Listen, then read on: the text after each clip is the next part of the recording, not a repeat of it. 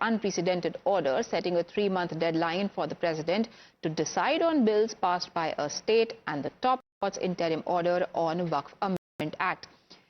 BJP's firebrand member of parliament, Nishikant Dubey, has hit out at the Supreme Court, questioning the grounds under which it can direct or order the president to do something.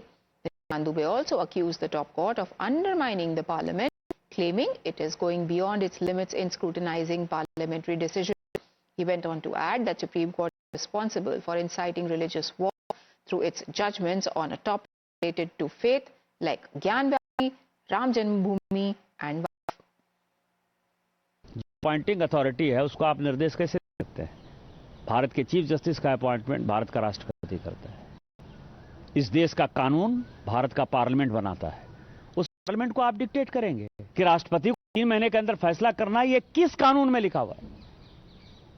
इसका मतलब यह है कि आप इस देश को anarchy की तरफ ले जाना चाहते हो, और एनार्की जो है इस देश में बर्दाश्त नहीं होगी। जब नया कानून आएगा, जब नया पार्लियामेंट बैठेगा, इसके ऊपर विस्तृत चर्चा होगी और फिर से नेशनल जुडिशियल अकाउंटिंग सिस्टम जो हमने एनजे बनाया था, जिसमें कि राष्ट्रपति का चुनाव कैसे होगा, प्रधानमंत्री का कैसे चुनाव होगा, वो तो संविधान में लिखा हुआ है, लेकिन आपके भाई भतीजावाद के आधार पर जज का चुनाव नहीं होगा। आप जब राम मंदिर का विषय होता है तो आप राम मंदिर में कहते हो कि कागज दिखाओ, कागज दिखाओ। कृष्ण जन्मभूमि का मामला आएगा मथुरा में तो कहोगे कागज दिखाओ। आप जब शिव की बात होगी, ज्ञान वापी मस्जिद की बात आएगी, कागज दिखाओ। मुगलों के आने के बाद जो मस्जिद बने हैं उसके लिए कहते हैं कि आप कागज कहां से दिखाओ। इस देश में धार्मिक युद्ध भड़काने के लिए केवल और केवल सुप्रीम कोर्ट जिम्मेवार है। सुप्रीम कोर्ट अपनी सीमा से बाहर जा रहा है। सुप्रीम कोर्ट की सीमा यह है कि भारत का संविधान जिस कानून को बनाया, उस कानून की उसको व्याख्या करनी है, और यदि वो व्याख्या नहीं कर सकती है और सब कुछ के लिए सुप्रीम कोर्ट जाना है, तो इस संसद का कोई मतलब नहीं है, विधानसभा का कोई मतलब नहीं है, उसको बंद कर देना चाहिए। Now, it wasn't just Nishikant Dubey whose comments raised the hackles of the opposition. There was also Dinesh Sharma. Listen in. मैंने बयान नहीं सुना है।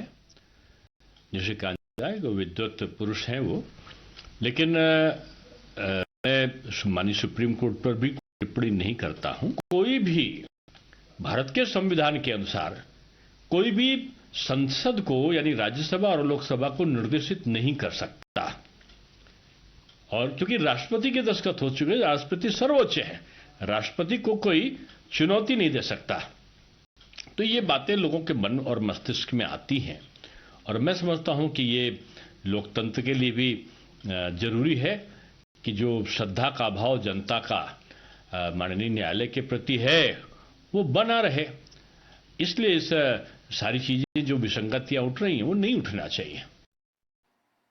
BJP has been quick to not just play down but also distance itself from its party MPs' comments. A diktat to not undermine judiciary or go overboard with criticism has come from none other than BJP President J. Nadda himself. He has asked its leaders to refrain from making any controversial comments while also upholding the respect the party has for the judiciary. तो मुझे लगता है जो दुबे जी हमारे संसद के सदस्य है, उन्होंने सुप्रीम कोर्ट के बारे में जो भी बयान दिया है, जेपी नड्डा साहब भारतीय जनता पार्टी के अध्यक्ष है, और उन्होंने मतलब उसको रिफ्यूज किया है कि भाई ये भूमिका बीजेपी की नहीं है, और सुप्रीम कोर्ट का हम आदर करते हैं। सुप्रीम कोर्ट संविधान के माध्यम से उस स्थान पर है, लेकिन सुप्रीम कोर्ट से हमारी भूमिका हमेशा रही है कि माननीय बाबा साहब अम्बेडकर जी ने संविधान में जो अधिकार दिए हैं उसमें सुप्रीम कोर्ट से पार्लियामेंट सुप्रीम है, कानून बनाने का अधिकार पार्लियामेंट को है। तो दुबे जी ने जो स्टेटमेंट दिया है उससे मैं सहमत नहीं हूं। The opposition continues to escalate their attack on BJP MP. Supreme court को कमजोर करने में लगे हुए हैं। सुप्रीम कोर्ट के जो अधिकार, संविधान जो अधिकार देता है सुप्रीम कोर्ट को, उसको काटने में, उसको कमजोर करने में लगे हुए हैं।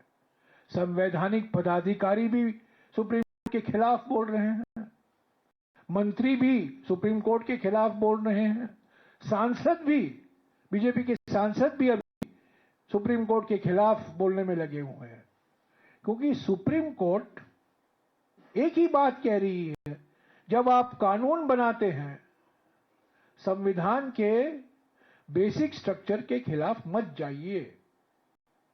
अगर संविधान के खिलाफ है तो इस कानून को हम स्वीकार नहीं कर सकते। सुप्रीम कोर्ट का जजमेंट कानून का मौकफ रखता है। पढ़ो, तुम लोग ट्यूबलाइट हो।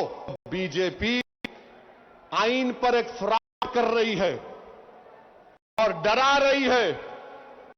रिलीजियस वार की धमकी बीजेपी दे रही है। मिस्टर मोदी, कौन रेडिकलाइज हो चुका है बताओ आप? सत्ता में आप है, आपके लोग रेडिकलाइज हो चुके हैं। इतना रेडिकलाइज हो चुके हैं कि कोर्ट को धमकी दे रहे हैं, रिलीजियस वार हो जाएंगी। सच्चाई तो ये है, धार्मिक उन्माद और जातियों का झगड़ा या जातियों के बीच में एक दूसरे के प्रति विश्वास न रहना, ये बढ़ाने का काम कोई कर रहा है तो वो भारतीय जनता पार्टी है। भारतीय जनता पार्टी समय समय पर किस तरीके से डिवाइड एंड रूल कर सकें, ये भारतीय जनता पार्टी के लोगों का बहुत ही वेल प्लान प्रोग्राम चल रहा है। उसके लिए फंड्स लगाते हैं ये लोग। तो ये जो कुछ कहा गया, ये भारतीय जनता पार्टी की अपनी सोच है। देखिए, 4 पिलर्स हैं democracy. Parliament, judiciary is the top most, executive, ये चीज डेमोक्रेसी को है। अगर कोई गलत कानून आ गया तो हम लोग पार्लियामेंट में जाकर, इस सुप्रीम कोर्ट में जाकर उनके सामने दलील रख सकते हैं और वो दलील को सुनते हैं। ऐसे पार्लियामेंट के मेंबर को ऐसी बात करना असमर्थन वाला है। Nishikant Dubey and Dinesh Sharma aren't the only ones who are being critical of the Supreme Court of following its directions to the President. Earlier this week, Vice President Jagdeep Dhankar had also called out the top court, claiming that it is using Article 142 as a nuclear missile. We cannot have a situation where you direct President of India, and on what basis? The only right you have under the Constitution is to interpret the Constitution under Article 145(3). Article 142 has become a nuclear missile against democratic forces. Available to judiciary 24/7 in New Delhi at the residence of a judge for 7 days. No one knew about it. We have to ask questions to ourselves. Is the delay explainable? Condonable? Does it not raise certain fundamental questions?